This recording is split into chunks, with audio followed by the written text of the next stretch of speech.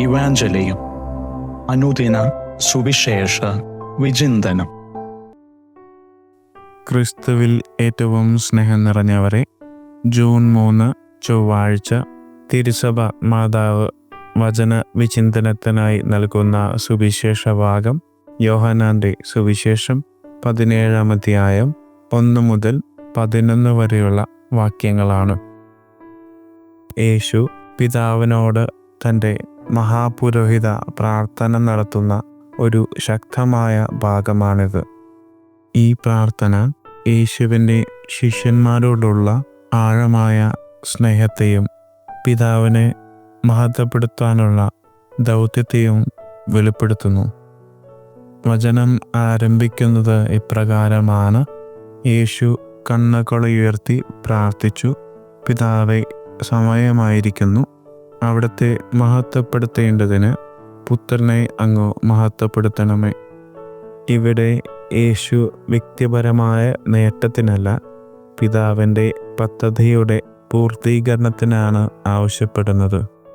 സങ്കീർത്തനം 29-ാം അധ്യായം 1-ാം വാക്യത്തിൽ പറയുന്നത് പോലെ, സ്വർഗവാസികളെ കർത്താവിനെ സ്തുതിക്കുവിൻ, മഹത്വവും ശക്തിയും അവിടുത്തേതെന്ന് പ്രഘോഷിക്കുവിൻ. നമ്മുടെ എല്ലാവരുടെയും ജീവിതത്തിൽ എല്ലാത്തിനും ഉപരിയായി ദൈവത്തെ മഹത്വപ്പെടുത്താൻ നാം വിളിക്കപ്പെട്ടിരിക്കുന്നു. അങ്ങനെ ദൈവത്തെ മഹത്വപ്പെടുത്തിക്കൊണ്ട് നമുക്ക് യേശുവിൻ്റെ വെളിച്ചം മറ്റുള്ളവരിലേക്ക് പകർന്നു നൽകാൻ സാധിക്കണം. തുടർന്നുള്ള ഭാഗങ്ങളിൽ യേശു തൻ്റെ ശിഷ്യന്മാർക്ക് വേണ്ടിയുള്ള പ്രാർത്ഥനയാണ്. അത് ഇപ്രകാരമാണ്: ലോകത്തിൽ നിന്ന് അവിടുന്ന് എനിക്ക് നൽകിയവർക്ക് അവിടുത്തെ നാമം ഞാൻ വെളിപ്പെടുത്തി.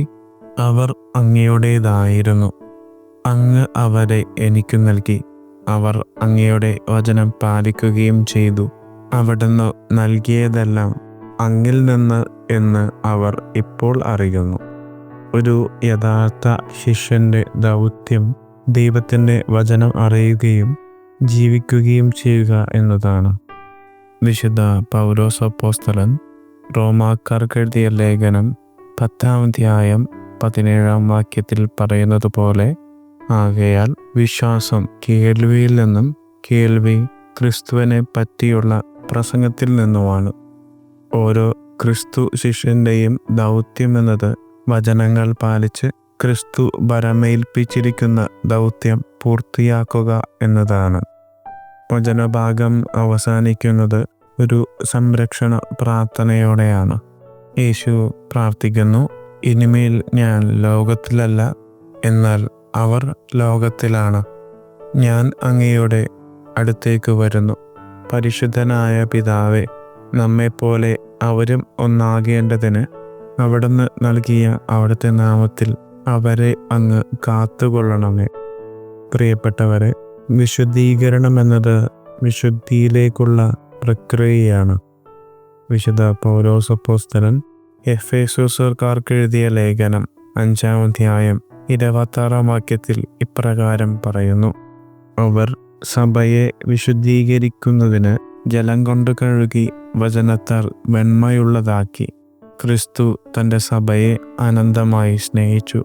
വചനത്തിലൂടെയും ജലത്താലും ഉള്ള സ്നാനം വഴി വിശുദ്ധീകരിച്ച് തന്നെ സമർപ്പിക്കുകയും ചെയ്തു. നാം എല്ലാവരും ജീവിക്കുന്നത് ശ്രദ്ധയുടെ വ്യതിചലനങ്ങൾ നിറഞ്ഞ ഒരു ലോകത്തിലാണ്. നമുക്ക് ദൈവത്തിൻ്റെ സംരക്ഷണത്തിൽ ആശ്രയിക്കുകയും വിശുദ്ധിയുള്ള ജീവിതം നയിക്കാൻ പരിശ്രമിക്കുകയും ചെയ്യാം. വചന ഭാഗത്തു നിന്ന് നാം മനസ്സിലാക്കിയതുപോലെ യേശുവിൻ്റെ പ്രാർത്ഥന നമ്മെ ദൈവത്തിലേക്കുള്ള ആഴമേറിയ ബന്ധത്തിലേക്ക് ക്ഷണിക്കുന്നു. നമുക്ക് അവൻ്റെ മഹത്വം അന്വേഷിക്കാം, വിശ്വസ്തരായ ശിഷ്യരായി ജീവിക്കാം. യേശുവിൻ്റെ സംരക്ഷണത്തിൽ ആശ്രയിച്ചുകൊണ്ട് മുന്നോട്ട് പോകുമ്പോൾ ദൈവം യേശുവിനെ കേട്ടതുപോലെ നമ്മയും കേൾക്കും എന്ന് വിശ്വസിച്ചുകൊണ്ട് നമുക്ക് എപ്പോഴും മുന്നോട്ട് പോകാം. എല്ലാവർക്കും ദൈവാനുഭവത്തിൻ്റെ ഒരു ദിനം നേരുന്നു.